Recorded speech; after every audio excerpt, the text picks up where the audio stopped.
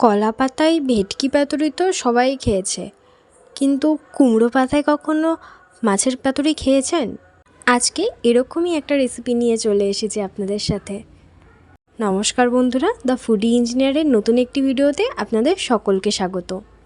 প্রথমেই আমি আমার বাগান থেকে কয়েকটা কুমড়ো পাতা তুলে নিয়ে ভালো করে সেটাকে ধুয়ে অল্প আঁচে সেঁকে নিয়েছি। এরপর আমি এখানে দুটো কাতলা মাছের গাদার পিস নিয়েছি।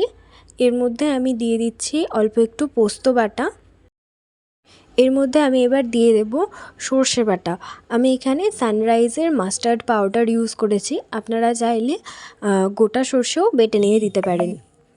সর্ষে গুঁড়ো দেওয়ার পরে এর মধ্যে এবার দিয়ে দিলাম একটা কোড়ানো নারকেল।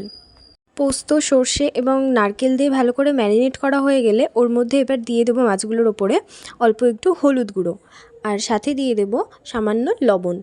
আবারও ভালো করে মাছগুলো আমি ম্যারিনেট করে রেখে দেবো কিছুক্ষণ।